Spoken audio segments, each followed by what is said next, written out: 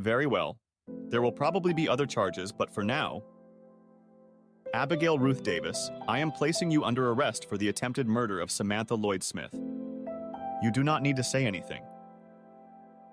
And that's when my wife passed out. If I had reacted fast enough, I probably could have caught her before she hit the ground. At the same time, I figured it was a much lighter blow than the one she intended for Sammy, so I just made a half-hearted attempt that was unlikely to succeed.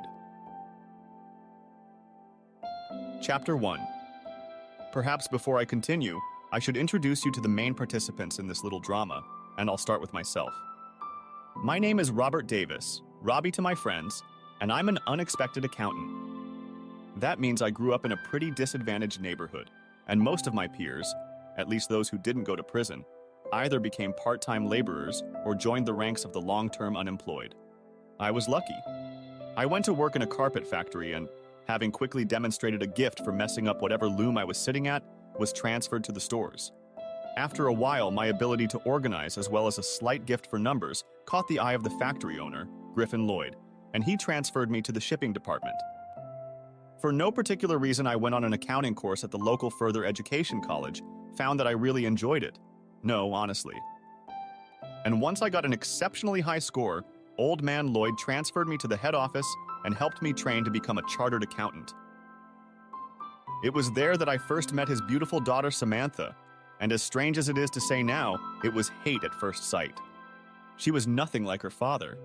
If he was a nice guy who worked damn hard to get his way, she was a completely spoiled brat.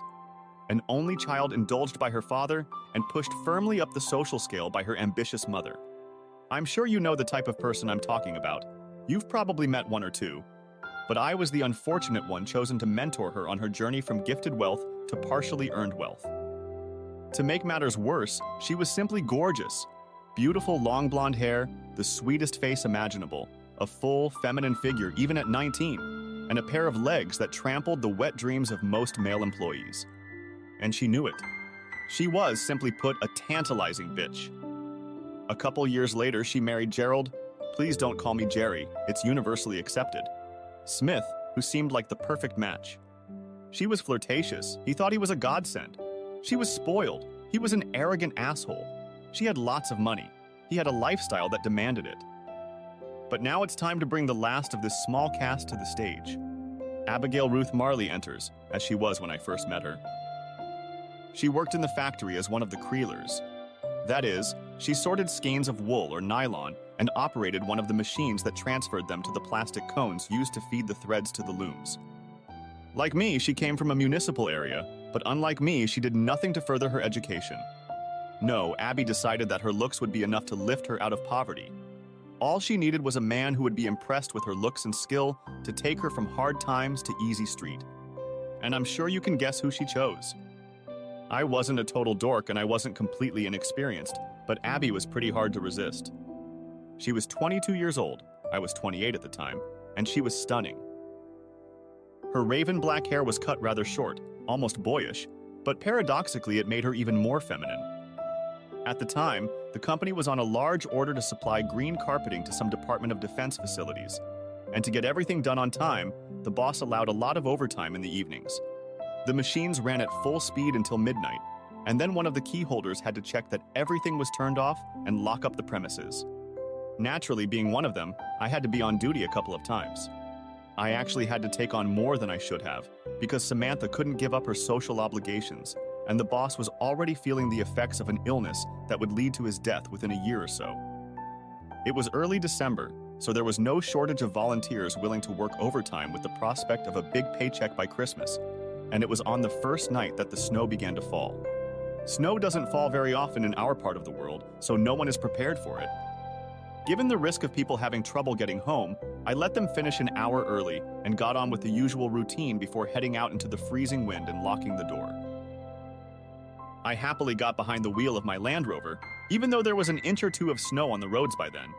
And as I pulled out of the parking lot, I saw Abby standing longingly at the bus stop. I pulled up next to her and asked if she was okay, and she told me that the elevator let her down because her sister didn't know how to drive in those conditions. I had seen her sister's car, a Mondeo, and knew that on this kind of pavement, rear-wheel drive would turn her into a ballerina pirouetting all over the road, so I offered her a ride.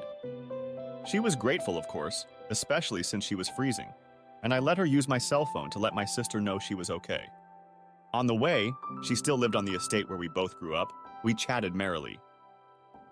She was excited because the foreman had gotten her another job after the vacations. She was going to be a picker, one of those women who inspects every piece of carpet, pulling out the bad stitches and finding the missing ones before sewing them on by hand. I think I was flirting a little. I didn't have a girlfriend at the time, and as I said, she was very attractive, so it was only natural. And I guess I told her that a man with her looks should be on top of his game, not doing such a chore. We laughed a little, and I enjoyed her company for half an hour's drive. When we pulled up to her house, she asked if I wanted to stop by for a cup of coffee, but I politely declined. Instead, she thanked me with a kiss. I don't think I slept well that night. Over the years at the plant, I'd had many opportunities to have fun with some women, both single and married, but I tried to stay away from them. I was well aware of the complications this could lead to, especially if one of them worked on the floor and the other was part of the management team. So I tried my best to forget about it and kept my distance from her until the last day before the holidays. At lunchtime that day, the machines closed. A full Christmas lunch was served in the canteen, and of course most of the staff had brought their own refreshments. The mood was very good because everyone got their pay slips, bloated with overtime, with an early completion bonus, and with the usual holiday pay and bonus. It was a bit hectic though because Griffin Lloyd had been admitted to hospital the day before, and I think everyone was concerned. Not only was the old man a beloved employer who treated his employees fairly, but he was also worried about who would take responsibility if something happened to him. The other directors were his wife, who had been to the factory no more than a dozen times. Samantha, who it must be admitted, was much less arrogant than she used to be. Her husband, who hadn't changed a bit, except that he had decided he was now a captain of industry with ideas to revolutionize manufacturing, and me as the company accountant. Besides us, there were 3 other small shareholders who only came to board meetings for the free drinks and buffet. No wonder they were worried. Nevertheless, the party soon got into full swing. Eventually, the tables were cleared to one side. The ghetto blaster, remember them, played music and people let their hair down and started dancing. As usual, I was dragged into the affair. At the age I was, and being single and earning well, I guess I was considered an eligible bachelor, and some of the women were clearly interested. But they didn't have a chance, because Abby had settled on me. And the only dances I didn't dance with her were the ones I danced with Sammy. I had never seen Sammy at any of these informal parties, so it came as a surprise to me that I was dancing next to her. I was also shocked when she whispered, "Be careful with that one. She's trying to get a hold of you, and you can do so much better than that."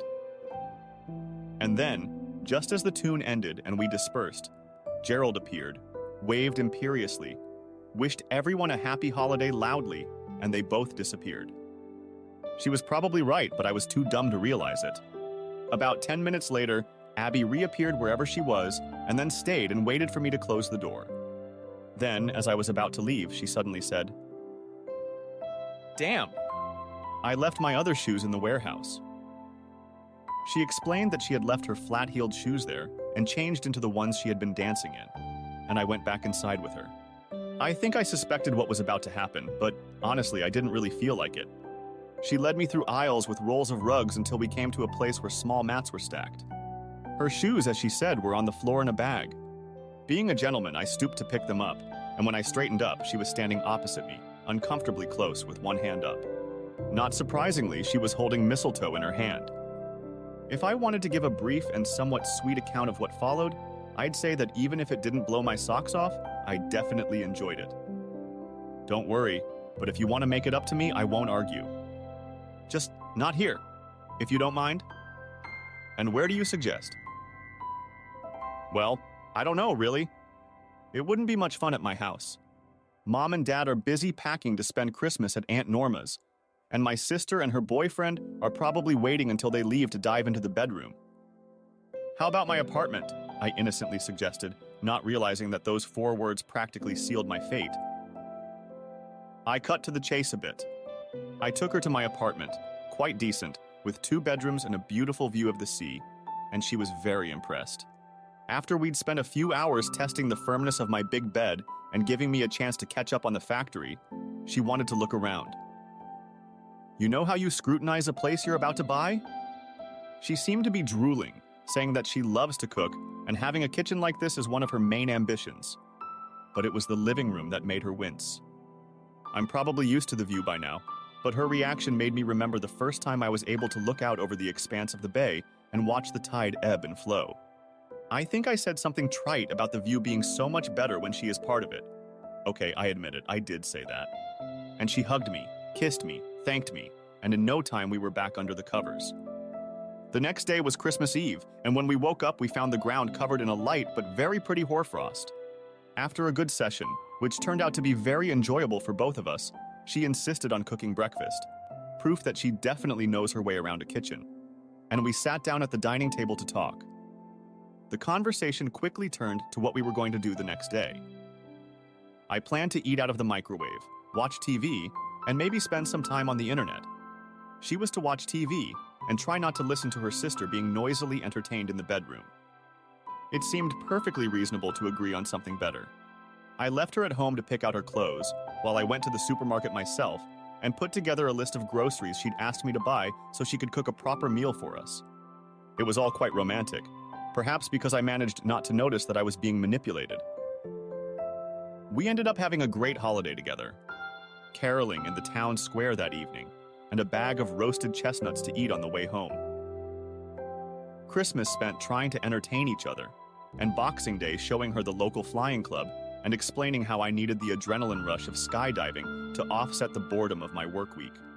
She had her doubts about this, quite serious to be honest, but she was a game girl. You've got to hand it to her. Her first jump with a qualified instructor was in early February. There were 6 more before the end of the month, and in early March, she made her first solo descent. And it was when she landed that I proposed to her with an engagement ring. Slushy? Yeah. Romantic? Yeah. And then some asshole ruined it by saying, "Oh, how cute. Kids from the council house getting married in their class."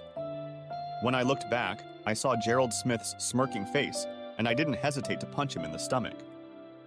"You're a goddamn idiot," I heard Samantha say, and was about to contradict her, but realized she was addressing the remark to her startled husband. "Sorry, Robbie," she said, turning to me. He had a few drinks at lunch and had verbal diarrhea. Then she turned on her heel and walked away without even dignifying us with a glance. Abby and I were still watching her leave with our mouths open in amazement when Gerald rose to his feet. He wiped the vomit from his overgrown goatee beard and muttered, "You made a big mistake, Davis. One lucky punch doesn't mean it's over. Not at all. As soon as you're ready for more, just let me know." "Jerry!" I roared and turned away, finding Abby still in a state of shock. I gently took her hand and walked away. So the engagement was scrapped, but we got over it and got married a couple months later. We weren't comfortable working in the same place together, so after returning from our honeymoon in Tenerife, Abby applied for and found a job at an employment agency that was only a short walk from the apartment. Although she never took her education too seriously, she was bright enough to adapt to the office environment, and, although I wouldn't dare say it, I think she was hired mainly because she was very nice eye candy when she took over the receptionist desk. In those first couple years, things worked out just fine. We weren't rich, but our combined incomes made us feel quite comfortable. My charming young wife turned out to be a good housekeeper and cook, as well as surprisingly resourceful in the bedroom. I knew, of course, that she had some history. She never denied that she had been around a bit before we got together. But the same applied to me, so I had nothing to complain about in that respect. Once we were both properly outfitted for skydiving, we only had to pay for the jumps themselves, plus, of course, periodic replacements and upgrades, and we lived very comfortably, although Abby had a passion for new clothes that sometimes threatened to get out of hand. We even quarreled about it sometimes, and while I gave in to her most of the time, there were times when I had to give in on one thing or another. After Griffin Lloyd's death at work, I had been uncomfortable for a while. Gerald had tried to force his opinion on me, but as I was well aware, he only had a nominal amount of shares in the business. The vast majority were in Samantha's name only. Fortunately, things were resolved rather quickly. We were at a board meeting and he actually tried to get me fired. Samantha put him in his place. "Before anyone thinks to back that up," she said, I'll tell you that Robbie taught me everything I know about this business, and to be honest, I think he's the only one who really knows how things work.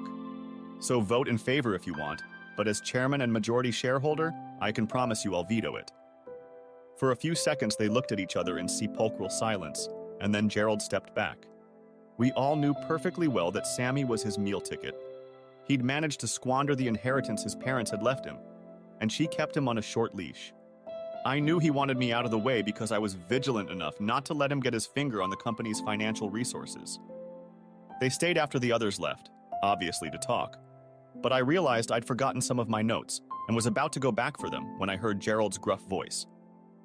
"You've always had a thing for that damn Davis, haven't you? And I know damn well what part of your body that soft spot is in. What else was he coaching you on? You're like a bitch in heat when he's around." At this point, I stopped listening because I didn't want to hear anything else.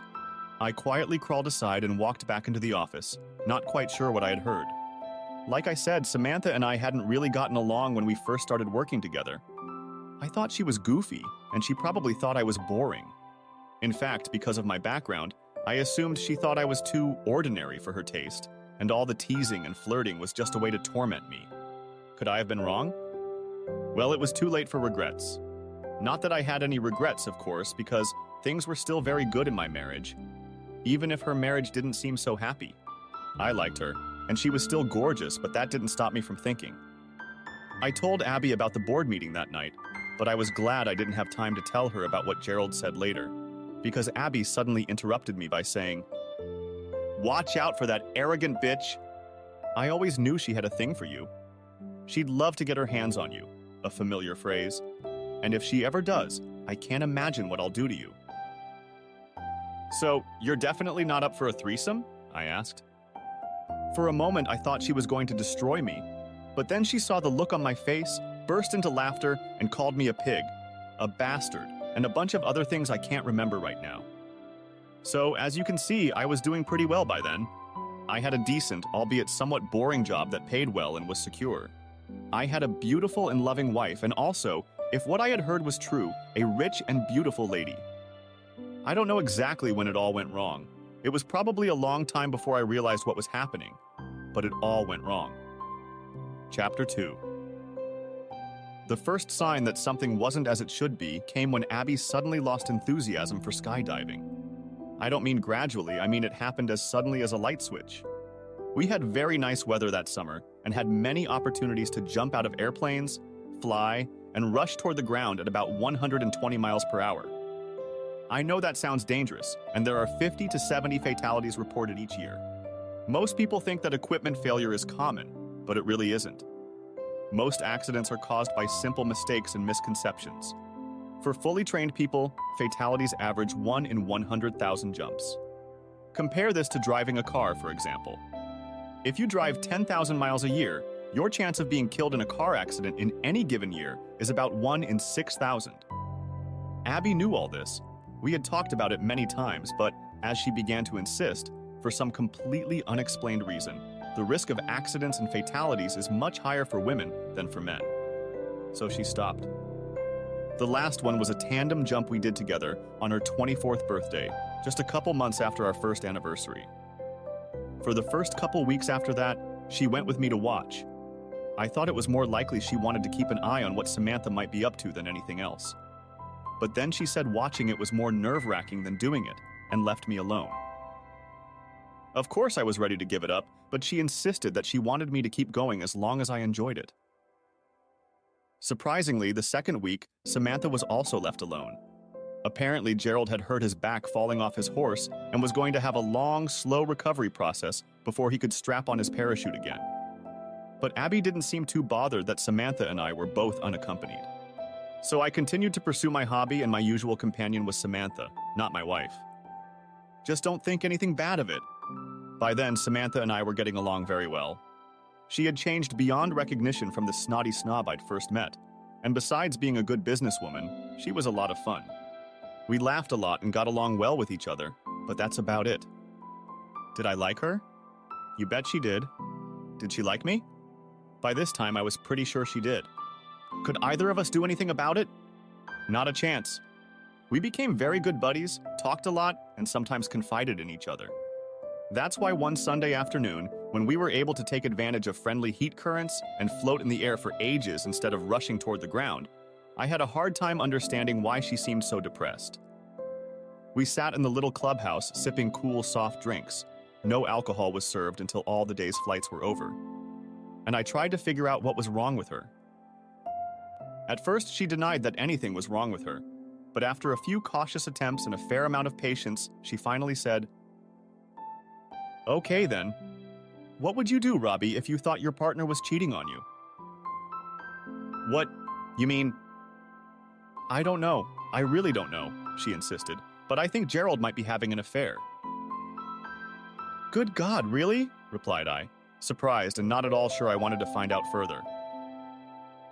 "Yes, really," she replied with a forced smile, and then, "Look, Robbie, I don't want to hurt you, but I need to talk to someone I can trust and, well, I don't have much to offer right now."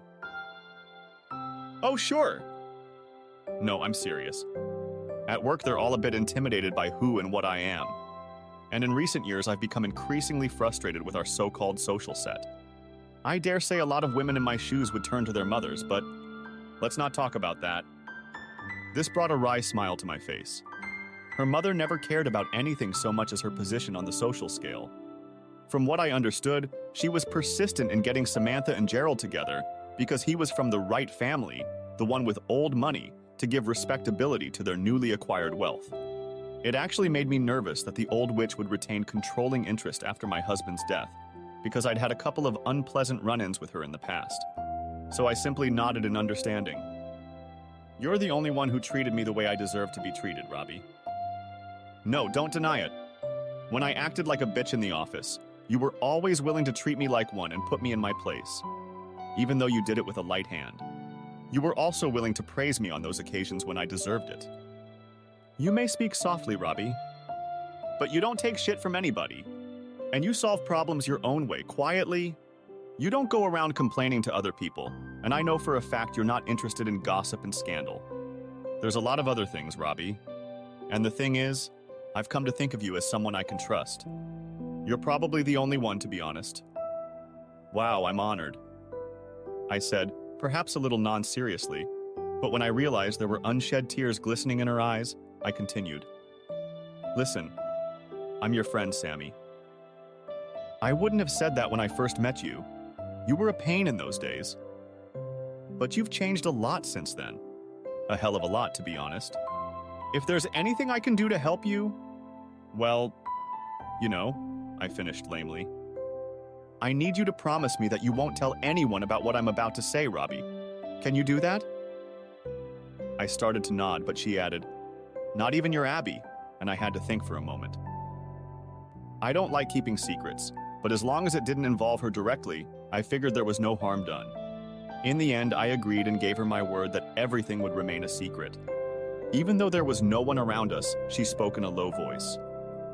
"You are probably aware that things are not as they should be between Gerald and me, and since you're not a fool, you've probably realized that we haven't been happy together for some time." Maybe I was a fool, but it just didn't occur to me. I really disliked the man. I thought he was a poser, a slacker, and a total asshole, but I don't usually look at other couples to see if they're happy or not. I've never considered it my business. So I stayed silent and let her continue. The thing is, it was fine at first. I mean, it seemed like we were two equals, you know? My dad was never too sure about Gerald, but my mom thought he was perfect. She used to say, "At least you can be sure he's not just after your money." But she was wrong, Robbie. I soon learned that he was close to being penniless when we got married, but, well, you know how it is. He told me that he'd had bad luck with supposedly safe investments, that he'd been duped by unscrupulous partners. Oh, things happen. Of course, I was still in love with him and probably a little naive. I swallowed it all, hook, line, and sinker. It didn't take Daddy long to figure him out. He gave him jobs that didn't require too much effort, that he couldn't mess up, and paid him far more than he was worth. But he made me promise that I wouldn't let him squander what Daddy had so diligently provided. Before the end of our first year together, I discovered that he was playing on the side. There was one of the secretaries at the law firm that he used to ply with dinners and lunches when he said he was taking on clients. Remember when you inquired about his expenses? He was afraid you'd come to me about it. But you never did. He didn't have to. He was scared enough to drop it like a red-hot brick, and it gave him another reason to hate you, Robbie. So, since I didn't tell you? I asked. I found out about it by studying your notes. Oh, I know no one usually studies them. Who the hell would study everything an accountant writes? But you've always been very meticulous. I remember you telling me how important it was in business. So I studied them. Don't look so guilty, Robbie. I already knew that. Your notes just confirmed it. Anyway, there were others after that. Of course, I was never able to prove any of them. But at least he stopped trying to use the company account to fund his dirty deeds. He, of course, denied all of that when I challenged him. He simply claimed that his position as head of sales meant he had to have a lot of fun in his off hours. It was nothing more than a nominal position, I said quietly. As time went on, I realized that. It was just something my father gave him to create the appearance of his usefulness. I know now that it was Freddie Watson who attracted most of the new business. She paused, and I interjected, "So, if you knew he was having affairs, why did you tolerate it? And why did you suddenly decide to—" "I put up with it," she almost whispered, partly because I couldn't get over the conflict with my mother, and also because I didn't want to sleep in the same bed with him anymore. We had a big fight because he has some very strange— well, I won't go into that. Suffice it to say, it was a huge fight, and we end up sleeping in separate rooms now. As for the second question, all those affairs he had were short-lived and clearly not very important to him. They were mostly with friends' wives. I think he got some kind of high out of it. I think it fueled his superiority complex or something. Or maybe he was just trying to hide his inferiority by racking up a bunch of conquests. Either way, it was pretty obvious that they didn't mean much to him. But whatever he's doing now, it seems to be much more serious than that. How do you know? I asked. It all started when he started spending a lot of time on his computer. Actually, quite an inordinate amount of time. And when I looked at it, I found that there were all sorts of password-protected things on there. That worried me a little bit. I tried to convince myself that he was probably looking at porn sites and didn't want me to know about it. But it kept me on my toes until— well, this might sound a little, but I asked an old high school friend, who's a bit of a genius at this sort of thing, to help me hack it. I didn't tell her the truth about what it was, of course.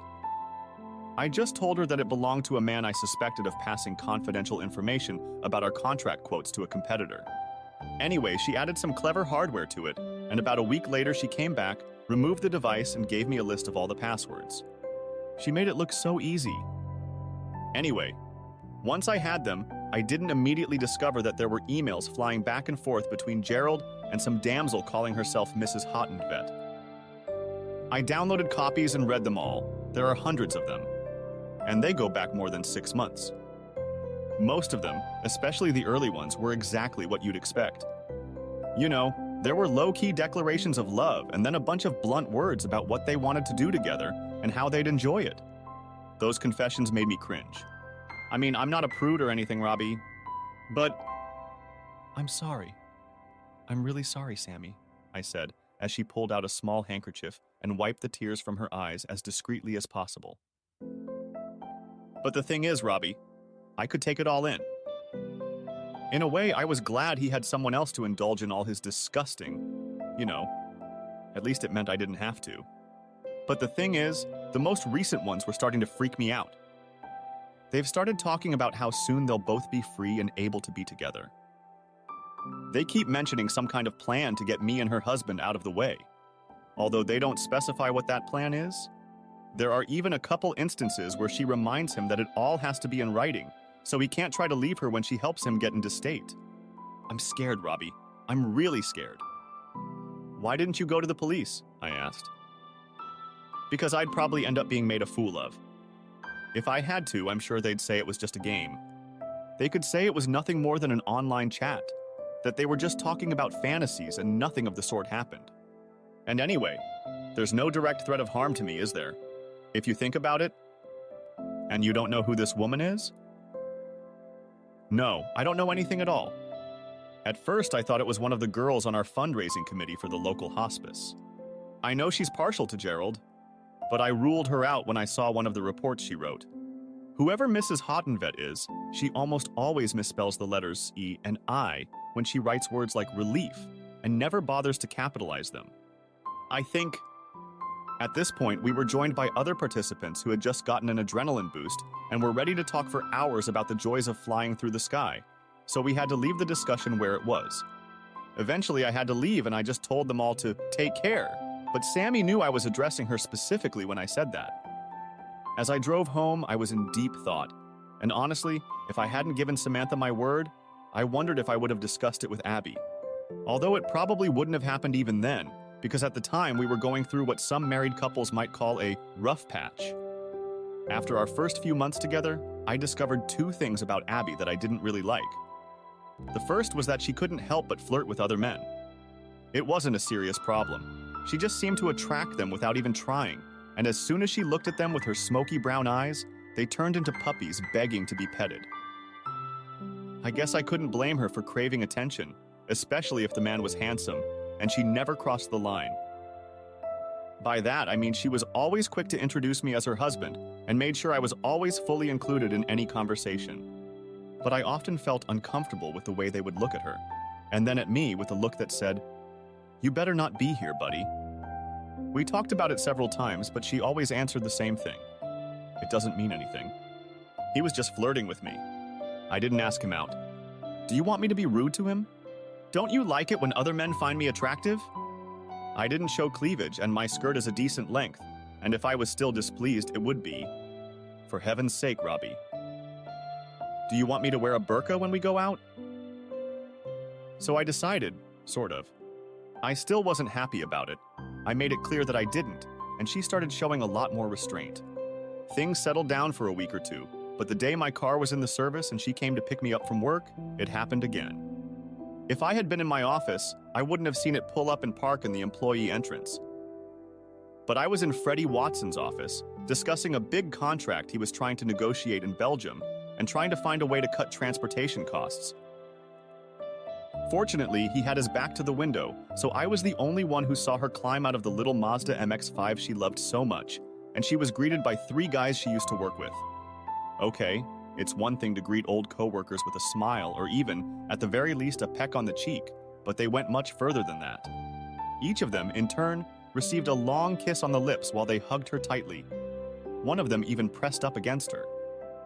I finished my business with Freddie as quickly as possible and hurried downstairs to the main door, just as she pulled up and parked in my reserved spot.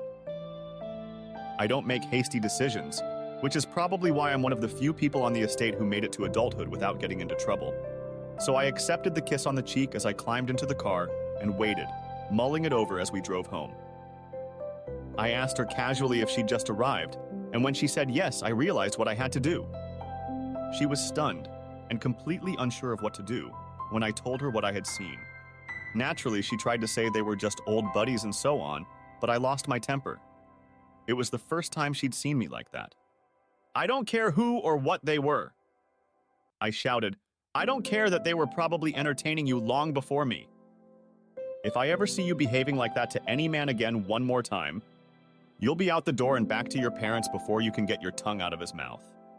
Do I make myself clear? There were a lot of tears that night before bed, but I let her know I meant every word of what I said. And then there was the second. It involved what we did in the bedroom. In those first few months, we had pretty much exhausted ourselves trying everything we had learned from our previous partners. Everything was just great. Sure, there were moments when we weren't in the mood, but they were very few. Gradually, though, she began to want more. After a while, though, she started talking about married people cheating. I didn't really like them, and as soon as she realized this, she moved on to stories about cheating, open marriages, wives living together, and the like. I wasn't entirely comfortable with that, but at least there wasn't the same element of deception here, and at least she found a site where some of them were well written enough to be believed. Of course, I asked her if she liked it, and after a few denials, she finally admitted that she used some of them as fantasies when we were together. While this might seem strange to some, it didn't bother me too much because, frankly, there have been times when I've been guilty of something like this myself. The problem was that she started to take my consent the wrong way. Very gently, she started asking questions about whether I really enjoyed watching her with someone else, or if I wanted a thrill with another couple. Of course, she pretended she was just watching what I was saying rather than trying to lead me on. But when she finally pushed me too hard one night, and I told her that if she was getting thoughts like that in her head, she'd better stop reading these stories, I think she finally realized that I just wasn't cut out for it. And then she started buying weird things for herself so she wouldn't be bored without me. She reasoned that she wanted to make sure we never got bored of each other. All she wanted was to be humble at work, perfect in the kitchen, and such a complete brownie in the bedroom that I would never be tempted to stray. Well, I couldn't argue with that, unless, of course, I insisted that I was perfectly happy as I was, and for a few weeks I could never be sure what was coming in the mail each day. However, on Saturday, coming home from the skydiving club, I heard her announce that she was waiting for me in the bedroom. This seemed like good news because I was having a great day, and the thought definitely appealed to me, until I got to the bedroom. She was dressed like a cheap whore and was offering me questionable things. "No," I said. There seemed to be nothing more to say. I said it softly, because she had obviously put a lot of effort into arranging all this. But God knows where she got the idea that I would agree to it. "I'm not asking you, I'm telling you," she growled. I just stared at her for a couple of moments and then told her I needed something to eat, and if she hadn't cooked anything, I'd send for it. For a moment or two, she just stared at me as if she couldn't believe I was denying her, and then her eyes widened. Her breathing became rapid and ragged, and she started screaming hysterically at me. Suddenly, she felt like I was a control freak who wanted to ruin all her fun. I was too bored to try anything new or different. I was insensitive and boring. Then I calmly turned away, told her to knock it off, and went downstairs to call and order a pizza. She and I didn't see each other for the rest of that evening, and nothing was ever resolved in the months that followed. I tried to talk about it a couple times. "You don't want to try anything," she complained, "and how do you know you won't like it?" It went on like this for months, on an ad hoc basis, but I never knew what her mood would be on any given day. I was beginning to think that if things didn't improve soon, it would be best for both of us if we closed the curtain on our marriage. As much as I wanted to, and as much as I tried to convince myself that there was still a lot of love between us, I realized that it couldn't go on like this forever. So it was unlikely that I would go home and discuss Samantha's problem with Abby that day. And the more I thought about it, the more I was convinced that waiting was futile, and that the best thing to do would be to convince her to call the police and at least register her concerns. When I got home Sunday night, Abby was nowhere to be seen. I vaguely remembered her saying she might stop by to see her mom, so I wasn't too surprised by her absence. As I often did, I found a cooked meal in the freezer and stuck it in the microwave. After that, I called her cell phone and found out she was having drinks at the Forrester's Arms with her sister. It was quiet, although I could hear her sister's loud voice in the background. She said she'd be home in a couple hours and, after I warned her not to drive, promised she'd call me to come and pick her up. Since there was nothing to do, I decided to surf the internet a bit and check out all the sports scores for the day. I used Abby's laptop because mine was still in its case in the car. I booted it up, found the information I needed, and when I was done, I started browsing through the various folders. One of them was called Bits and Bobs, and when I opened it, it turned out to have hundreds of icons and almost as many subfolders. Since I'd opened it once before, I knew it held a whole bunch of stuff, from old photos to stories she'd tried to write herself, but usually gave up after half a page or so. She was also downloading stories she liked from one of her favorite websites, and knowing this, I started using that site to see what she was reading, so I could, hopefully, anticipate what she'd throw out to me next. It was clear from the newest data that she spent some time reading stories. Turned out to be mostly about cheating wives. I sighed, figuring that wasn't going to help her deal with our problems. Then I glanced at one of the folders that seemed completely out of place. It was System Information, so I clicked on it and found a subfolder labeled Do Not Modify, which led to another and another folder until I finally got to the one with a warning that opening it could damage the computer. Anyone with a modicum of common sense knew that such a warning was bullshit, and so it proved to be. Through 3 subfolders, I got to the link to the email icon, and without thinking, I clicked it.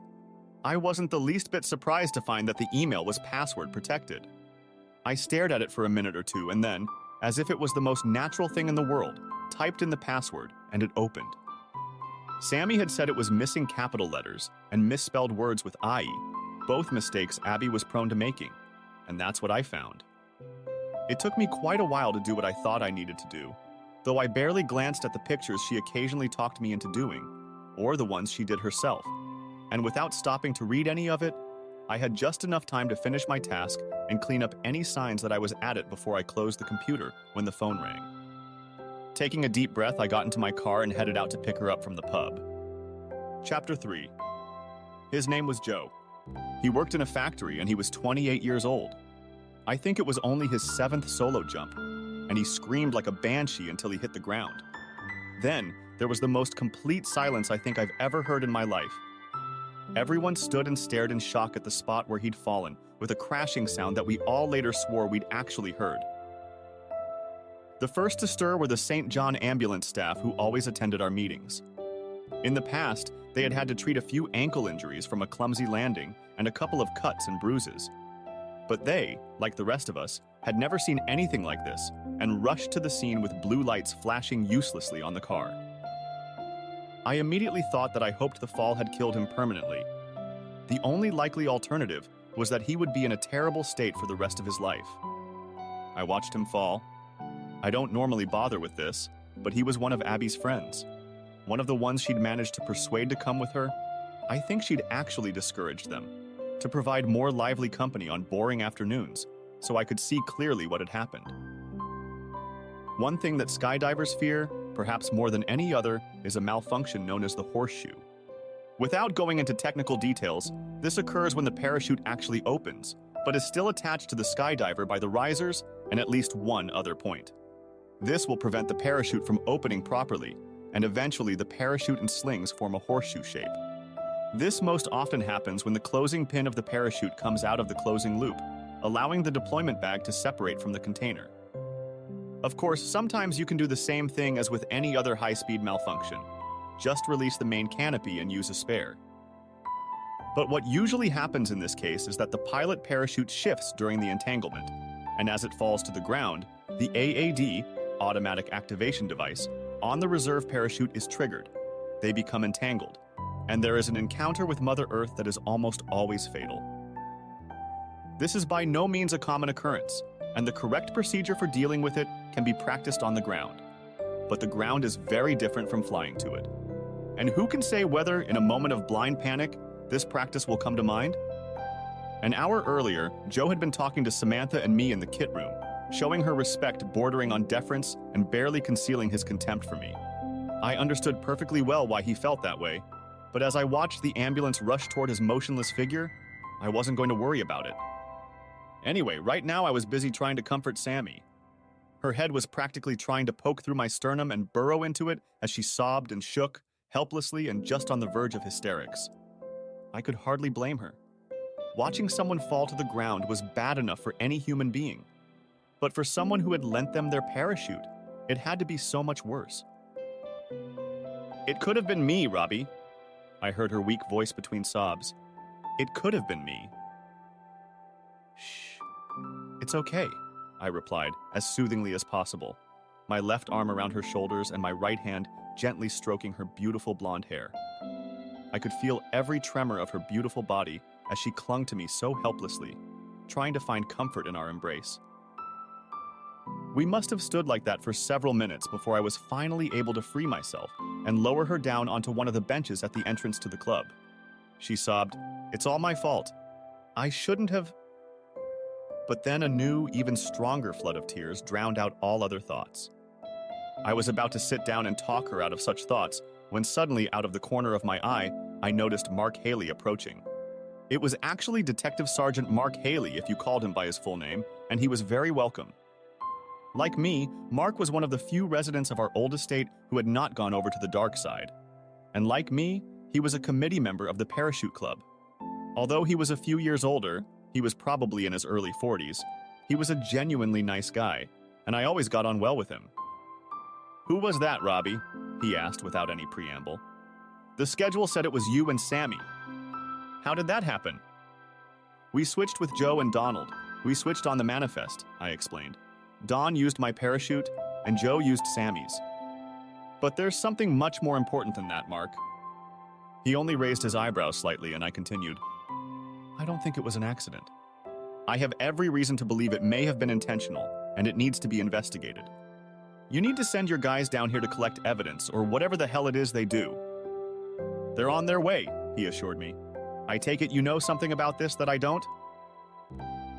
We both know, I said, nodding my head towards Sammy. But I think you'd better talk to me for now.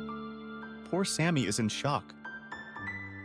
As it happened, we were all required to give our first statements about what we had seen and what we knew about the accident. Mark and his senior officer, Detective Inspector Kelsey, set up in the small room we usually used for committee meetings, and we were led in there one by one to give our version of events. The airfield was sealed off, and while those who had testified were allowed to go home, no outsiders were allowed in until it was over. While we waited, I sat by one of the windows and watched what was going on outside. There wasn't much to see. A few men in forensic suits were hustling around where Joe had landed, and another group was fiddling with the finest SMG-92 set airplane he was taking on what would probably be his last flight. That could still be disputed, as word spread quickly that he was still alive, though only just. Perhaps it was because the ambulance had pulled out of the spot, with sirens howling and lights flashing. But I suspected it was only because the people from St. John's were in as much shock as the rest of us. Samantha was at the other end of the room from me, being comforted by a policewoman, and I couldn't tell if she was awake or asleep because she seemed to hardly move at all. Mark organized everything very well. The first people called in to tell their stories were those who didn't see what happened, and they were dealt with pretty quickly. Then there were those who were outside watching the screaming and thrashing figure rushing towards the ground in terror, and finally, the pilot of the plane. After him, Samantha was led into the room by her companion. I knew she would be there longer than the others, so I sat down to wait. When I was younger, I had smoked, not heavily, no more than 10 cigarettes a day, and it wasn't hard to quit the habit. But as I sat there, all alone if you didn't count the uniformed constable who sat in a chair by the exit, I had the first craving for nicotine I'd known in years. We were asked to turn off our phones, so I couldn't contact anyone from the outside world. I assumed the news had already broken, and could only imagine the worries that had settled in the heads of the friends and family of all those who were supposed to be jumping this afternoon. Eventually, after the better part of an hour, Samantha finally showed up. She was pale and trembling, and it seemed that without the support of the WPC, she would not be able to stand, let alone walk. The policewoman looked at me and asked, "Mr. Davis?" I nodded and she said, "You may come in." When I stood up, Samantha looked at me with bloodshot eyes and said, "I'm not going home, Robbie. I'm going to book a hotel room for now. Call me on my cell phone when you're free, okay? Please?" I could only nod. Seeing her like this made me feel awful, and I was afraid I would choke if I tried to say anything. I entered the conference room and found 3 people sitting on one of the long sides of a table. I sat down and was introduced to each of them, and it was the one called Constable Robertson who began the conversation by asking my full name, address, date of birth, and so on.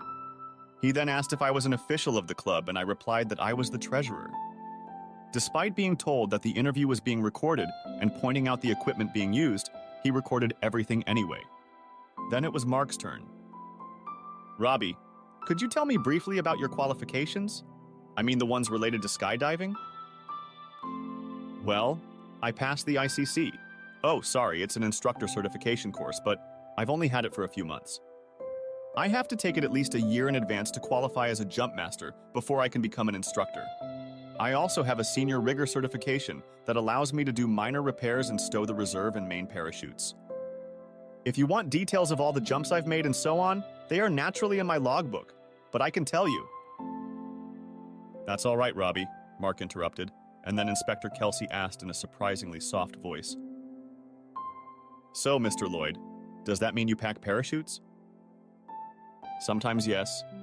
An instructor prefers to pack his own and all the parachutes for his students, as he has probably told you before. I always pack my own and the one my wife uses. And a couple times lately I've prepared Samantha's parachute for her." "You prepared it for her today?" asked Kelsey, casting what he thought was an intimidating look at me. "No.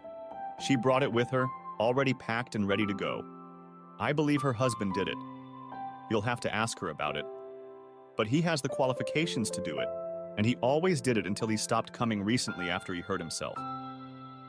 Look, speaking of her husband, can we know everything, Robbie," Mark assured me. Samantha told us the whole story. You don't need to worry about that right now. Right now, we'd like to focus on what happened and what you actually saw. And so, after asking a few questions to clear the air, I told them how I had arrived at the club that day and first checked what time my boarding time, would be. Then I went through the usual procedure of checking the AGL altitude I would be jumping from, the jump trajectory, wind line, and upper airspeeds, and all the other necessary things. Then I saw that Sammy had arrived, so I went to her to share the information I had gotten, but she had other concerns. She said she wanted to talk to me about a private matter. What kind of private matter? Interrupted Inspector Kelsey. Well, I can't say exactly. It's not as if we've never had a private matter before. You know, but I'm pretty sure I know what the conversation was about. For some reason, they brushed it off and asked me to pick up where I left off. There wasn't really much to tell. I went to the office and rearranged the schedule so we wouldn't be jumping in at the appointed time. There were a few spots available later in the day and I asked to be signed up for them. Sammy and I had just bought ourselves a couple lemonades each and were seated at a quiet table when we were interrupted by Joe and his friend Donald. They said they had heard we weren't going the way we were supposed to and asked if there was any way we could borrow our parachutes. Well, I asked if there were any parachutes available for guests. Usually there are quite a few and they are always on standby. But there was some party going on. Some company was having a team building event or something, and they wouldn't have time to pack them. So Sammy volunteered to give Joe his, and I let Donald use mine. I knew we'd have plenty of time to pack them before we got the call. Can you explain why Joe wasn't tied to the, what do you call it, static line? Asked Kelsey. He had a Category 3, I explained. He's allowed to pull the rope himself. But I know he shouldn't have waited as long as he did, but you have to be a Category 4 to wait 10 seconds. Honestly, without wishing anything bad, I think he was a bit of a sky god from what I've heard. Basically, a bit of a show-off, Mark said after Kelsey raised his eyebrows. Someone who tries to do more than he has experience with. There were a few more questions about what I'd actually seen, which was probably no more than anyone who'd been there. But then the questions suddenly changed direction. How well do you know Joseph Carpenter, Mr. Davis? Kelsey asked me, and I noticed he asked it in the present tense, so I answered. Well, he works at the carpet factory, so I know him to talk to. I can't say I know him particularly well. He's only been working there for a couple years or so, and I spend most of my time in the office now. So you're his boss then? I suppose I am, sort of. But not directly. There are bosses for each area and a foreman in charge of the whole workshop. I'm just part of the management team. There was silence while the constable sorted through the notes. Then I saw Mark and Kelsey interject as if they were talking nonstop, until finally the senior officer took a deep breath and, looking me straight in the eye, asked, Did you know, Mr. Davis, that Joseph Carpenter was having an affair with your wife? For a moment or two, I just stared straight at him, and I'm sure he saw the look of shock on my face as, in traditional English fashion, I finally managed to say, Excuse me? I mean, what did you say? He was the first to break eye contact and, slightly embarrassed, stared at his notes and said, According to several people, they were dating before your wedding, and afterward. Apparently that ended earlier this year. Did you know that? I didn't know what to answer, and I'm sure my response was indicative of the maelstrom of emotions bubbling deep inside me. Confusion, resentment, disbelief. All of it was visible to the other men in the room before I closed my eyes and let my chin drop to my chest. Slowly opening them, I saw a water bottle being pushed towards me and heard Mark's voice say, Sorry, Robbie. If you didn't know, that's a hell of a way to find out. But who? I mean, how? I can't believe it. I knew they were friends, but... Calm down, Robbie, Mark soothed. I'm surprised you didn't know, to be honest. I'm not saying it was common knowledge, but apparently he bragged about it to his fellow workers. He used to say that his job would always be safe because, well... No, don't stop there. Tell me, why?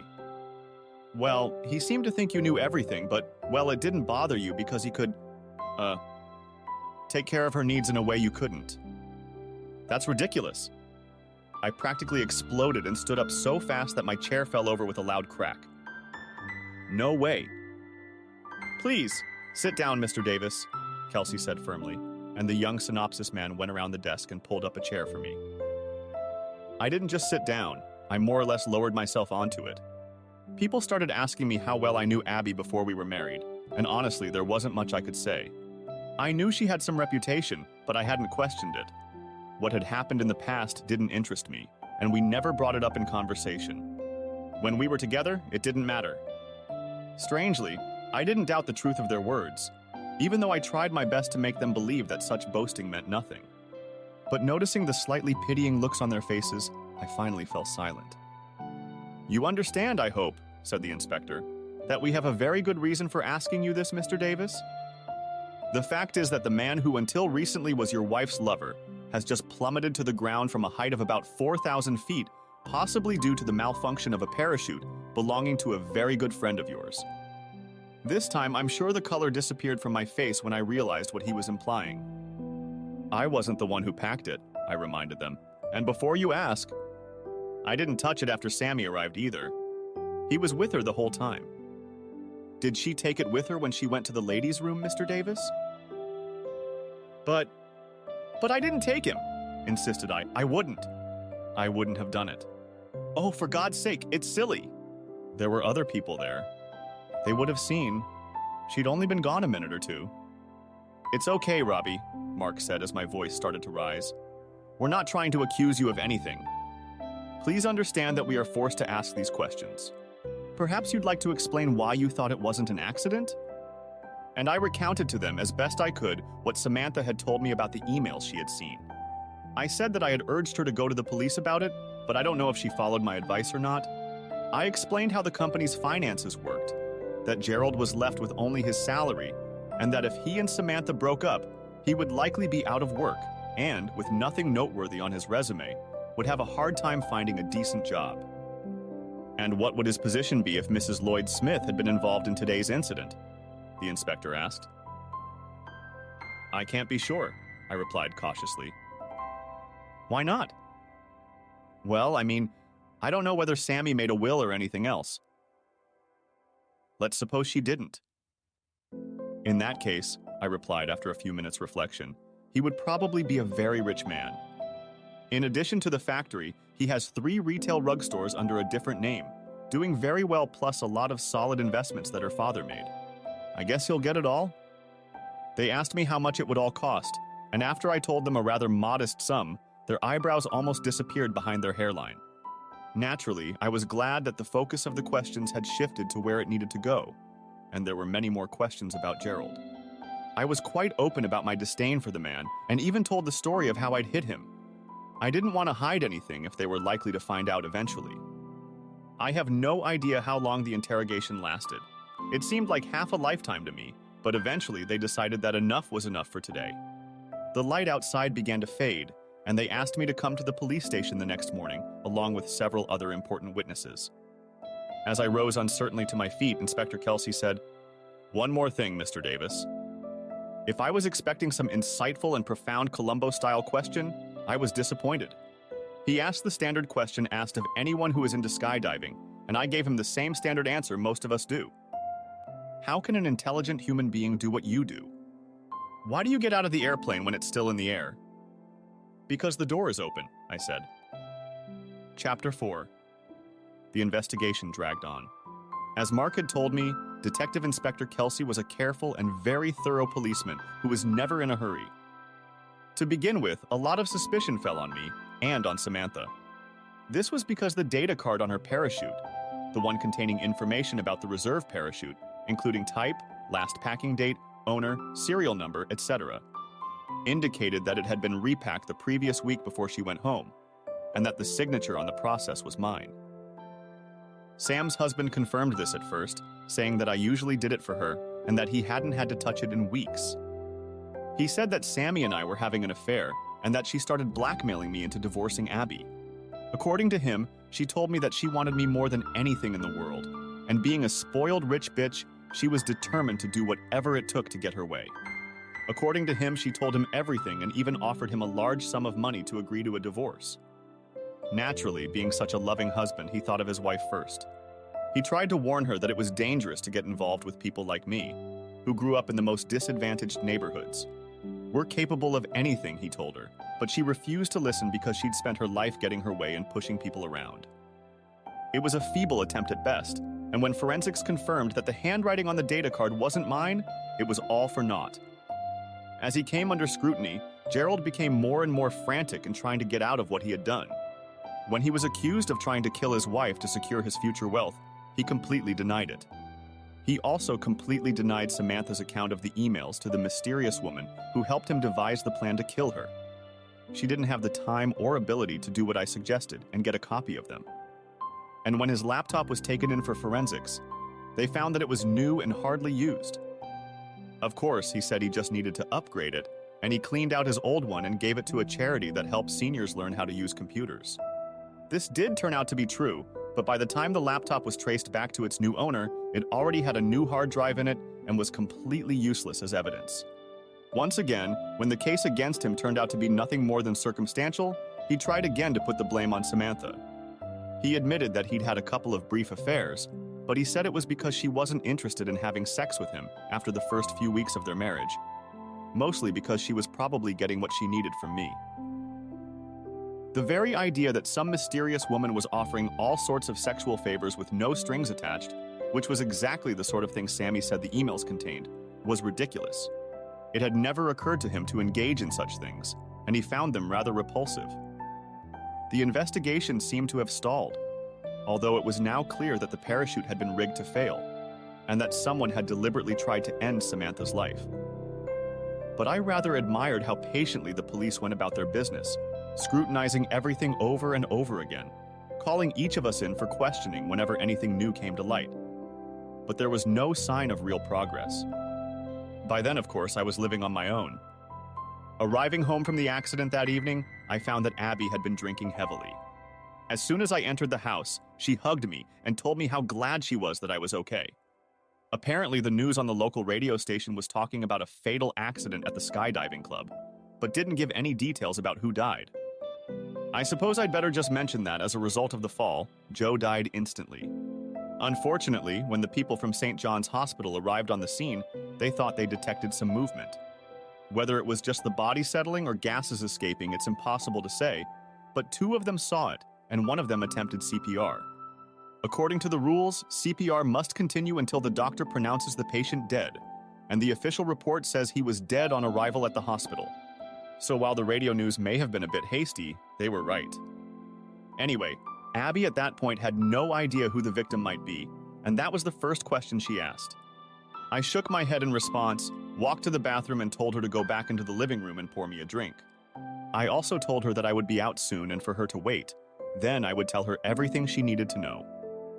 When I returned to her about 10 minutes later, she was glued to the television news, which was showing a short clip, shot on a cell phone, showing Joe racing to his doom. From this distance, of course, it was impossible to make out whether it was a man or a woman, so it was only natural to say, "That's Samantha's parachute." Because Sammy's parachute was custom-made and distinctive. "Yes, it is," I growled, and she turned her head in my direction as I stepped forward and picked up a glass of 12-year-old Tullamore Dew Irish whiskey. "Oh my God, I'm so sorry, Robbie. I mean, I didn't like her, but she didn't use it," I said coldly and stared at her. "Then, who was it?" she asked, and I saw the tall glass of vodka and Coke shake in her hand as I spoke, and her eyes, those brown eyes I had once loved so much, widened impossibly. "It was Joe Carpenter," I said slowly, and saw her face crumple and then tears roll down her cheeks. She finally managed to look away and mumble that he was a good guy, and that it had all been a long time ago. "I don't think a couple months is that long ago, Abby," I replied quietly, and saw her flinch but try to lie anyway. "I don't know what you mean," she tried. "I dated him when we worked at the factory. It wasn't anything serious." And then, as she always did when she felt cornered, she tried to go on the attack. "Anyway, the poor guy just died, for crying out loud. Can't you do a little what, Abby?" I snapped back. "Respect? Like the respect you show me?" "I don't know what you—" "Stop it!" I shouted, and she suddenly fell silent, realizing how angry I was. You've been having fun with him, and with a few others at the factory, before you managed to get your hooks into me. So you don't have to lie to me. And you started having fun with him again, regularly, shortly after we were married. I'm over it, Robbie. I'm honestly over it. I told him it was over. Where is it over, Abby? Don't try to deceive me. It's too late. I found out everything. Stop lying to me, bitch. At that moment, something seemed to click. She stopped whimpering and started ranting about respecting the dead, how she only loved me. And if I hadn't been so timid about trying new things in the bedroom, she would never have been tempted to start a relationship with him again after the wedding. When I called bullshit, she flew into a rage and declared that she was going to leave with her sister until I calmed down. And that's when I went into the bedroom, finding her struggling to put on her favorite leather jacket, and handed her the bag I'd packed when she thought I was still in the bathroom.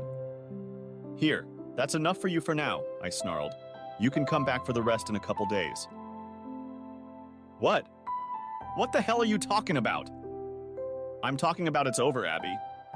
You're already in the past. Now get out of my sight before I do something we'll both regret. You can't do that, Robbie, she wailed. You can't. You can't leave me like this. It's too late. I've already quit, I told her, guiding her to the door and opening it. I'm going to see a lawyer in the morning to get a divorce. And I suggest you do the same. She begged and pleaded with me for a few days to take her back, and then when she realized that wasn't going to happen, she started threatening to take me out. I kept my cool and just referred her to my lawyer. He had already told me that since the apartment belonged to me before we started living together, she had no rights to it. And since there were no children and she was working, I was unlikely to be obligated to pay her much, if anything at all. Meanwhile, as people at the factory started to find out what had happened, I started to hear a lot about what she was like when she worked there. According to one of the supervisors and the head foreman, Abby was known for giving away her favors quite freely. The main recipient was the late Joe Carpenter. There were many other recipients, but Joe was the only one who bragged that he wasn't required to use a condom. I was told that there was a pile of old carpets in storage that are still referred to as Abby's bed. It was almost certainly the one I had my first experience with her on. There was even a suggestion, never confirmed, that when I danced with Samantha at the Christmas party, Abby was so pissed off by it that she practically dragged Joe there for a session before doing the same to me. If that was true, it certainly explained the warmth and smooth gliding. I also learned that within a couple months of the wedding, she started coming to the factory on her lunch break from time to time and taking Joe somewhere for a while. If he wasn't working that day, someone else was usually chosen. Most of them obviously thought I was a fool to marry her, but as honor among thieves, they didn't say anything. Of course, there wasn't much I could do about it now, but it was all put off for later. Eventually, of course, thanks to the persistence of the police, all the pieces of the puzzle began to slowly fall into place. Eventually, they came to ask if they could inspect the computers we had in the house, and I didn't hesitate to hand over the 2 laptops I had bought for us. I was actually a little surprised they hadn't done it sooner. It took about 10 days to inspect them, and that's when the excrement really kicked in. It was a Wednesday morning that I'll probably never forget when I got a phone call from Sergeant Mark Haley, who called me at work and very politely asked if I could arrange to come down to the station and bring Samantha with me by 11 o'clock. I, of course, agreed and went to ask Sammy if she would be willing to come with me. To be honest, even though we worked at the same place and our paths naturally crossed, I hadn't seen much of her since that incident. I knew, of course, that she had kicked Gerald out of the house, and that his drunken attempts to get back into the house had very quickly resulted in a restraining order to keep him away. I also knew that he had been suspended from his job, but at that point he was still getting a paycheck. But I noticed that Sammy became withdrawn and often looked like she was reliving a nightmare for real. Even her gorgeous golden curls seemed disheveled and lifeless. I guess that the sight of Joe Carpenter falling to the ground still haunted her, as well as the certainty that it might well have been her. When she agreed to accompany me, there was an almost submissiveness in her voice, and the ride there was rather uncomfortable with little conversation. Upon arrival, we were ushered into a large and surprisingly cozy office, where Mark, Kelsey, and the very constable who had taken the initial notes were waiting for us. The only surprise was that there was another woman in the room, Abby. We were immediately told that although we were only there to help them with their inquiries, we had the right to have a lawyer present if we wished. Neither of us seemed willing to take advantage of this offer. We were again shown the recording equipment that was supposed to be used. I stood up first. 2 identical laptops were placed in front of me and asked which one was mine.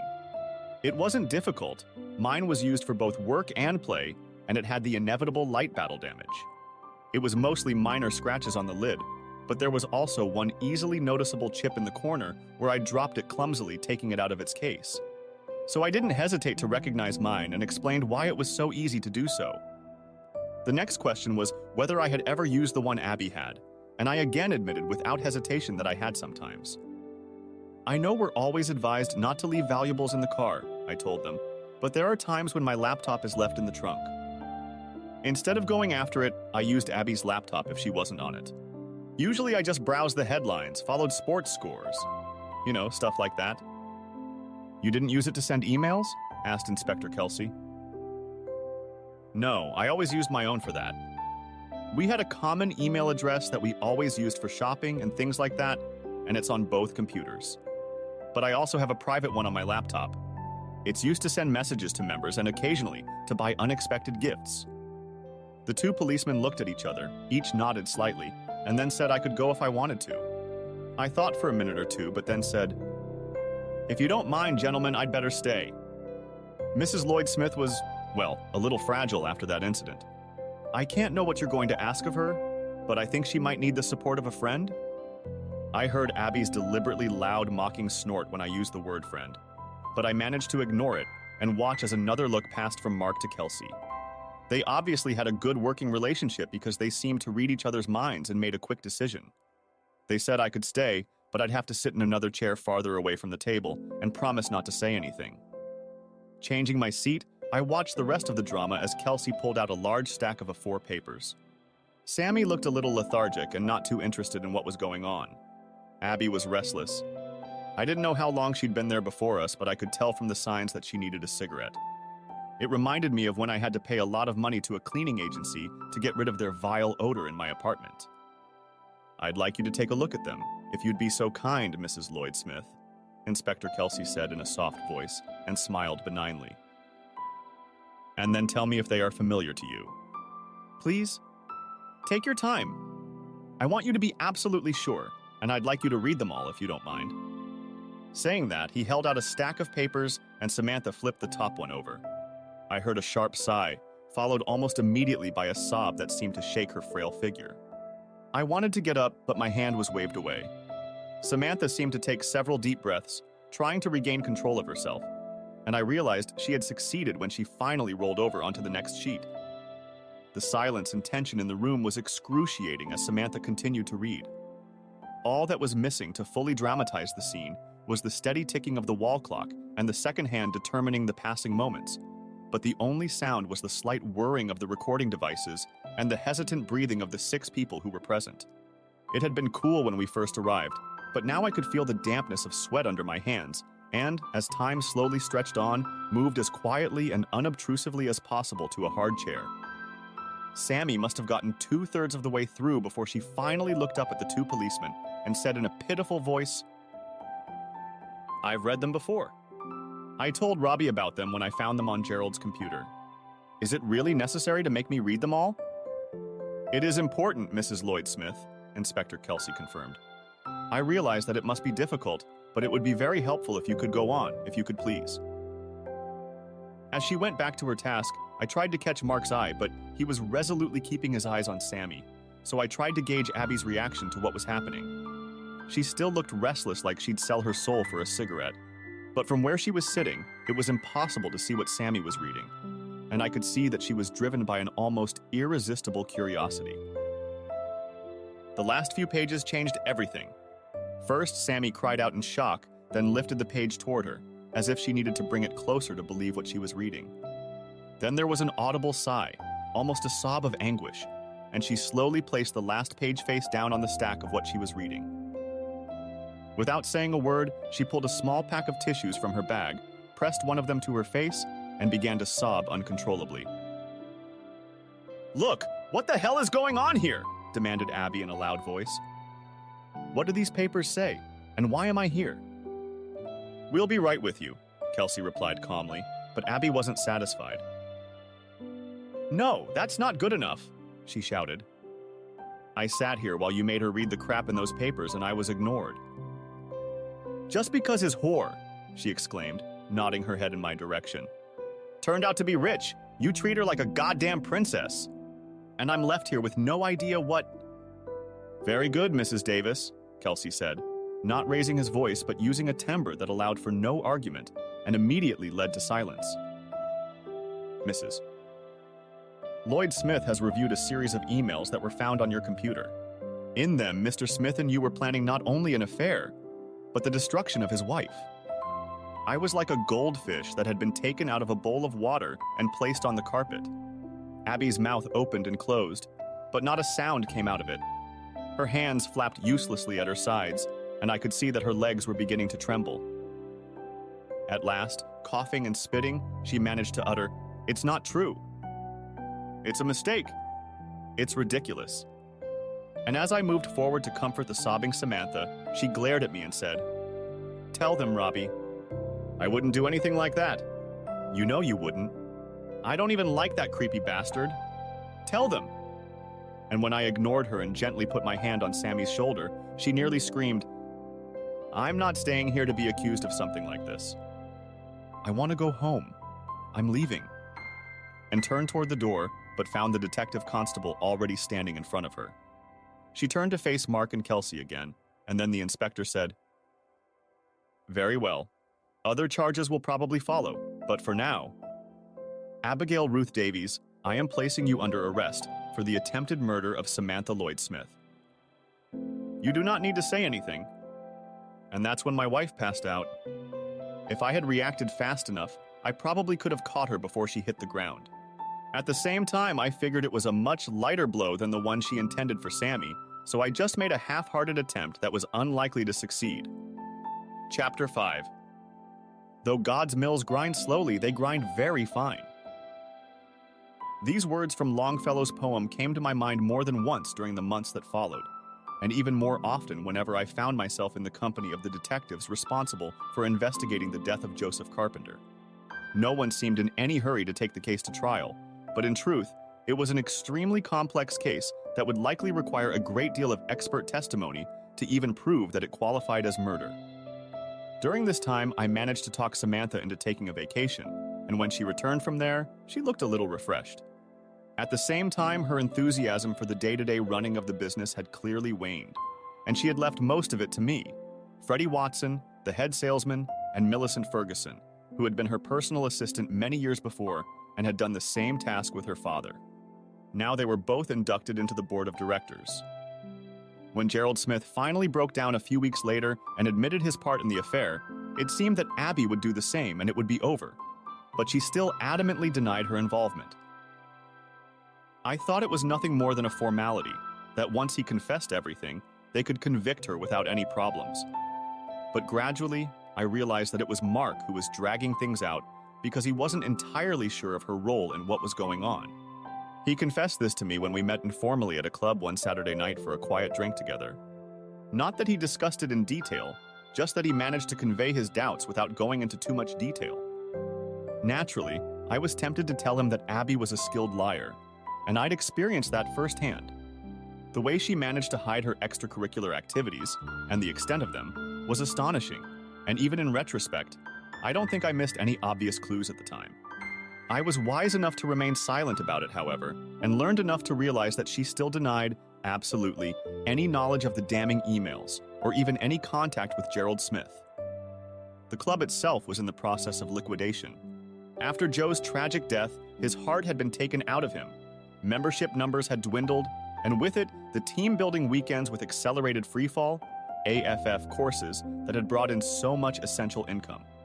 Even the cost of renting an airplane became a burden, especially when the usual 3 flights per hour with 10 jumpers was reduced to 1 per hour with an average of 3 people jumping.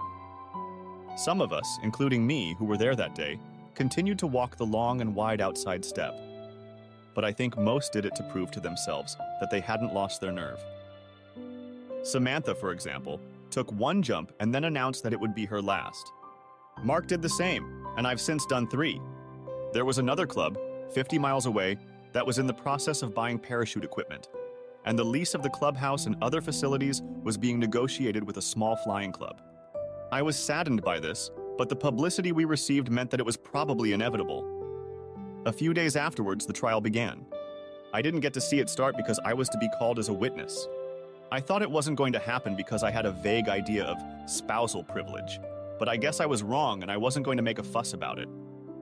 Everything about this trial was intimidating, from the antiquated and somewhat stately courtroom setting to the frumpy barristers and their colleagues who never seemed to be in a hurry to go about their business. The prosecuting counsel very slowly told me all the events of that fateful day, and that was the easy part. He then moved on to the subject of the relationship between me and my wife, which was not easy. I was first shown some of the documents that Samantha had to read, and it wasn't hard to see why she was upset. The first ones were nothing more than teasing, internet chatter. Of course, they were anonymous at first. They were conversations about razzle-dazzle they wanted to do, but were denied due to reluctant partners, and soon became much more explicit. I was asked if I was aware of my wife's desire to try any of these things, since she mentioned that she had been unable to convince her husband to do so, and I was forced to admit that this was almost exactly what she was trying to get me to do. Somewhere along the way, they revealed their true identities to each other. Gerald admitted that because of his feelings for me, he would have been even more excited to play with her. But she brushed it off, saying that any such liaison, if found out, would mean an instant end to her marriage, and more importantly, to the lifestyle I was providing for her. She insisted that for a period of time, everything be confined to chit-chat and nothing else. At the same time, the details of their mutual desires were becoming more and more explicit. It was all very unpleasant, but it got worse when they started planning how to get rid of their partners so that they could indulge their desires. It was all indecisive at first, to say the least. Neither of them wanted to forfeit their dinner ticket, and it wasn't until Abby suggested that some sort of accident would solve their problem that things took a much more serious turn. Although neither of them specified what form the accident would take, it was pretty clear that it would be fatal. Near the end of the correspondence, Abby wrote that she did not want to be left out of pocket if the case was successful, and he suddenly discovered that he had a fortune. What was required was an insurance policy to which they would both sign to be bound to each other in the event of success. Such an assurance was given and received, though no trace of it could be found. And the day before the accident, Gerald sent a message saying that the next day would be perfect, and that she should stay away and be conspicuously elsewhere. The last message was sent the day she reminded him that they should stay away from each other for at least 6 months until things settled down. Fortunately, there was a comfortable break in the proceedings after that, and then I began to be questioned by the defense. However, they were wasting their time on me. I stuck firmly to what I knew for sure and did not deviate one bit. I'm sure my regret that the woman I loved had turned out to be so evil sounded pretty strong, as did my obvious sense of resentment. But in the end, I was able to emerge unscathed. Over the next few days, I attended court to read much of the prosecution's case. The way the emails had been discovered, carefully hidden on Abby's computer. The spelling errors in her writing and the lack of capitalization, which was consistent with her habits. The timing of the messages, which in each case coincided with the time she was home, usually in the middle of the night when I was presumably sound asleep in our bed. The attached photos, often in exceptionally lewd poses, and similar photos sent to her by Gerald. It was all quite convincing, but worst of all for her was Gerald Smith's statement admitting to everything. Judging by their demeanor, the defense attorneys were annoyed that she simply didn't plead guilty, perhaps citing mental incapacity and going for a reduced sentence. But she refused flatly, and they had to try their best to refute a lot of obvious evidence. She even, at her own insistence, took the stand herself and simply denied knowledge of the emails, the attempt to kill Samantha, or any contact with Gerald Smith. Despite the prosecution giving her a real day, she remained adamant, insisting that someone else must be to blame, and even tried to bring up Gerald's original story that Sammy had blackmailed me, although he later admitted he had made the whole thing up. I didn't attend the court summing up. I was due to attend a very important board meeting on which the whole future of the business depended. Apparently, it took the prosecution a few hours and the defense a little less. So I wasn't there when the jury came back later that afternoon with a unanimous guilty verdict. Under English law, destruction carries a life sentence, and if committed, with the expectation of benefiting by death, that automatically means 30 years minimum. I believe that Abby fainted during the reading of the verdict, and that a few days later she became hysterical during the reading of the verdict. But I wasn't in court to see it happen. I had already told her that from my point of view, she was already history, and now there could be no doubt about that. Chapter 6. It was a stunningly beautiful day. I was sitting on the terrace of a villa near Grasse, on the Côte d'Azur side of the French Riviera, on a hilltop near the village of Sparacedes, and enjoying the magnificent view of the Lac de Saint-Cassien, the Bay of Mandelieu, and the hills of Estoril. I ate a light lunch and relaxed afterwards with a glass of cool beer, enjoying the company of a man I hadn't seen for the best part of 8 years. Mark Haley was now the chief inspector of the Cheshire Constabulary. He had put on a little weight since I had last seen him, but he still looked trim and fit, and the gray in his hair did nothing to detract from his attractiveness. He was in Marseille investigating some kind of drug smuggling connection, he told me, and knowing that I lived in the neighborhood, he decided to look me up. He did find my number in a book and called, offering to have a beer together in a bar, but I had invited him to dinner with my family, and it was nice to know what was going on at home. Now my wife decided to go watch the kids, leaving us alone. "They're wonderful kids," he told me, referring to 4-year-old James Griffin Davis and his 2-year-old sister Claire. And he was right. They were gorgeous, and I loved them both to bits. But don't you ever miss home? "It's home now, Mark," I told him sincerely. "We sometimes go there for a couple days to see relatives, but I don't think we could ever live there again." "Too many bad memories?" "Not enough sunshine." We smiled and sipped from our glasses. I had a feeling there was more to his visit than he was telling me, but it was up to him to decide when to stop this fence-sitting. "So, how did you two end up together?" he asked, nodding toward the house. And I told him the simple truth. To be honest, Mark, I never expected us to make it work. In fact, it took at least a year before we both recognized that there was a real feeling between us. Being without partners, we teamed up when we needed to attend some events and so on.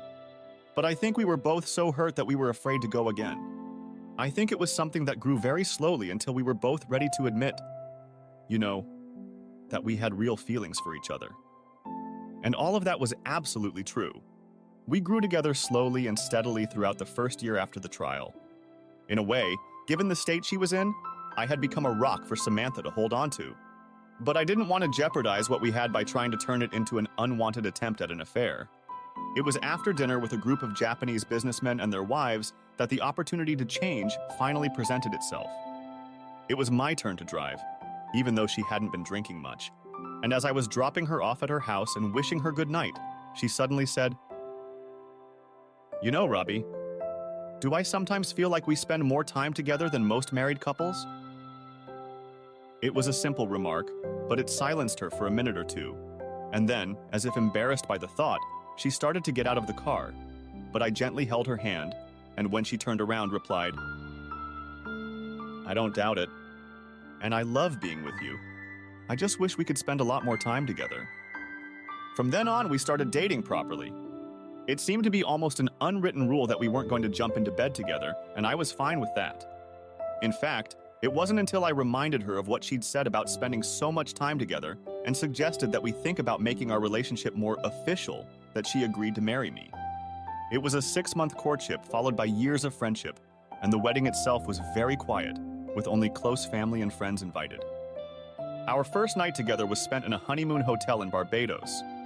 It was a little awkward at first. Neither of us had been in a relationship for a long time, and I think we were both nervous about our inadequacy. However, she was surprisingly shy and, given her previous history, surprisingly inexperienced.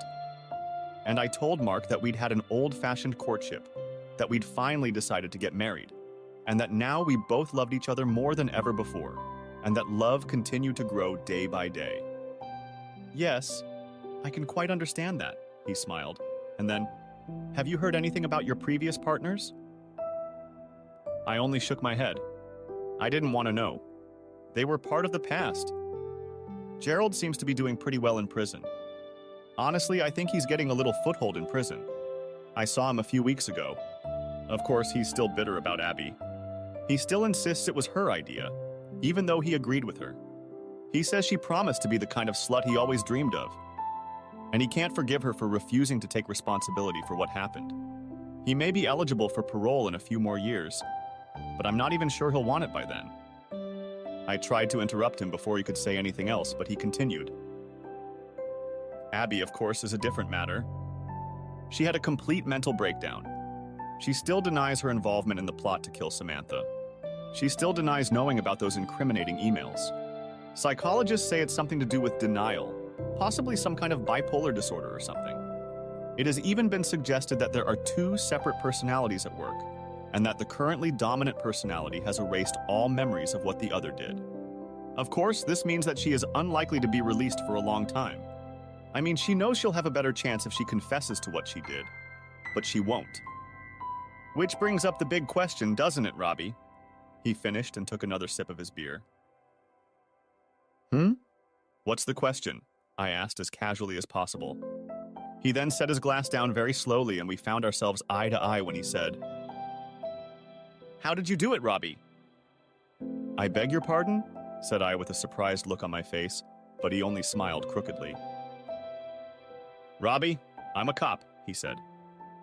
"I may not be Sherlock Holmes, but I like to think I'm pretty good at what I do. I take my time and do my best to get things right. I'm a cautious man, and I hate the thought of sending the wrong person. Now, Mr. Kelsey, you remember him, I believe?" I nodded, and he continued. "Well, he had a very different attitude toward me. He was all about results, on making the numbers look good, and if it was a high-profile case like Joe Carpenter's death, on getting results quickly and looking good in the media. That's probably why he made it to Chief Constable, and I won't get any further up the ranks until I retire." "Yeah, but..." "Give me a few minutes, Robbie. It won't take long because I've got a car coming to pick me up in a little while. I just need to talk it out because it's been tormenting me for years. Okay?" I nodded again and started to speak, but he held up his hand saying, "Please?" And I fell silent. "You see, when we were investigating, at first, I felt sorry for you. Don't get me wrong. I mean, you seemed like the only one who didn't know what Abby was like. You seemed like a poor, love-blinded husband who didn't know his wife was cheating on him with Joe, and a few other people from the factory where she worked, namely Donald and Malcolm. But gradually I realized I was wrong, didn't I? You knew that, didn't you?" I tried my best to look embarrassed and a little annoyed. He was right, of course. It was the main reason I'd gotten Abby a job away from the factory, hoping it would stop. But I was well aware that it didn't. "You've done well, Robbie. You're very good. I've got to hand it to you. Looking back, I can see how you very carefully and very slowly drew Samantha to you. How you didn't judge her husband, but just gently showed her that you were a better man than he was. And how you made her practically dependent on you when it came to running the business. Well, that's what a lot of men in your position would do, wouldn't they? They'd want to, I don't know, have an affair with her? Or even find a replacement for her for when you're ready to dump Abby. It would be unpleasant in some people's eyes, but I think it would be understandable. But that wasn't enough for you, was it? You're a manor boy like me, and there was a lot of resentment in you. You broke away from your roots. You became successful and wealthy, but lost all possible respect because of the way Abby and her lovers behaved. And most of your resentment was directed at Gerald Smythe, wasn't it? He paused, expecting me to say something, but I just kept my poker face and told him to go on. It was his story. "Oh, you don't have to worry, Robbie. I know that if I tried to prove any of this, I'd probably end up in the same institution as your ex. I'm just doing this for my own satisfaction. I mean, I had a problem with the fact that there was never any doubt that Gerald really did plant the parachute to get sweet Samantha killed. I'm sure the idea of getting his hands on all that money appealed to him enough that he felt the risk was justified. So I have no problem with sending him to jail? None. No, what really bothered me, Robbie, was how he was talked into doing it. I couldn't figure out exactly what was wrong, but I knew there was something. So I did everything I could to stall the investigation. But Kelsey, of course, was not satisfied. He saw that his next promotion would depend on the successful completion of the investigation, and frankly, as soon as he realized I was dragging it out, I was shoved aside rather rudely. Only later, much later, when I learned that Abby was still denying her knowledge of the emails, I began to wonder if she had actually sent them. And that led me to another thought. Knowing what we know about Abby, I realized that she would have had such an affair with Gerald if she really wanted to. You see, I realized that for all the filth and passion that seemed to be in them, they were composed by a man with a very cold and calculating mind. And that's not exactly how I would describe Abby, would you? You were never married to her? I replied, still keeping a straight face, and he smiled. True, but let me offer you an alternative scenario to the one everyone has come to believe. Let's imagine, for example, that you've thought it all out. Very carefully, of course, because you always think carefully, and came up with a plan that would destroy both Gerald and Abby, give you the woman you really wanted to be with, and, well, I don't know if that's successful or not. Gets you rid of a man who's a cuckold. Let's imagine that you, hypothetically of course, opened an email account on your wife's computer, which she'll never find because she's not particularly computer savvy, and took on her persona to start communicating with Gerald. Let's say, for example, that you slipped her sleeping pills when you wanted to do this. Let's imagine that you harnessed her own strange sexual desires and amplified them, knowing they'd appeal to someone like Gerald. Let's imagine for a moment that you were able to mimic her style, even her mistakes, to make it look like she came up with the plan and found another way to communicate it to him. Admittedly, I didn't understand how you did it, but let's assume you did. And let's imagine how relieved you were when he totally fell for it. Of course, I have no way of knowing how you managed to rig it so that Joe was wearing a fake parachute, or even whether it was part of the plan and not just a bonus, but I'm sure you must have been thrilled when you saw him walk into the airplane with Samantha's harness on. You were cold-blooded enough, or hateful enough, to sit there and watch him fall out of the sky. I guess I could never relate to that, Robbie. And then you kept your composure under questioning, enough to be convincing, knowing that the spotlight would soon shift to Gerald. I reviewed my notes after the trial and noticed that you were the only person that day who didn't ask us if we knew how Joe was doing. My explanation at the time was that you were experienced enough to realize that he had no chance of survival. But now I realize it was because you were glad to see him die. If I'm right, and I know I'll never be able to prove it, you must be the most cruel, calculating, and cold-blooded bastard I've ever met. And that, believe me, is no small thing for a cop of my seniority. He fell silent after that, but his eyes stayed fixed on mine, and I said, Abby is a very sick woman, Mark. You've created a whole new scenario out of the simple fact that she refuses to admit what she's done. The truth is that she conspired to destroy a very wonderful man in a very heartlessly and for her own gratification and enrichment. And she can't accept that her scheming led to the death of a man she may have cared more about than she thought. You spin well, Mark, but I think it's more likely you're being held back by an overactive imagination rather than anything else. I don't know what else to say, except that I'd really appreciate it if you didn't come back here again. Just as I finished speaking, a Renault Megane appeared on the road and stopped under the terrace. We walked up to it, and before he got into the back seat, he turned and said, There's a chance you might get away with it, Robbie. I don't think you'll ever have to answer for what you did, unless some higher power is waiting for you. I'm not going to dwell on it. I have my own life. And I don't think I'm going to want to take you on, because frankly, you're the most ruthless and dangerous man I know. You don't seem to have a guilty conscience, but I still hope you'll think about what you did to Abby. Maybe remember how you used to feel about her? She's been punished enough already, don't you think? I watched the car drive away, turning around to see Samantha waving goodbye to her from one of the windows. Turning back to my beer, I drained it carefully and thought about what he'd said. He was right about a lot of things, but badly mistaken if he thought she'd suffered enough already. The only good thing about Joe's death was that Samantha had made the decision to talk to me on her own, rather than me using a prepared excuse to prevent her from getting on the plane to jump. I knew full well that Joe and Donald would come and borrow our parachutes. They had a reputation for saving money that way rather than paying to rent them, and I had no doubt at all which one of them would take Sammy's parachute. I also knew that Donald and Malcolm weren't living too well at the moment. After we sold the business to a Japanese company, the new regime didn't sit well with them, nor with some of the others. They were labeled troublemakers, and despite their long service, were sent out the door without much ado. Am I dangerous? I'm just an accountant, aren't I? Samantha and I had spent some of the money to buy the villa we now lived in, and there was more than enough left over to live in reasonable style and comfort on interest alone. However, old habits are ineradicable, so I still worked from home, looking after the financial affairs of some of our wealthy neighbors.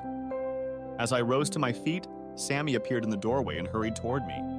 She still looked slim enough not to notice she was carrying our third child. "Did Mark leave?" she asked.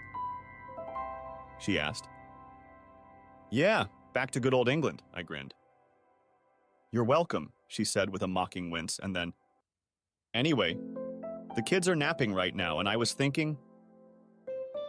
I raised my eyebrows and waited until, after a moment, she broke into a giggle and said, "It's no use trying to get me to ask.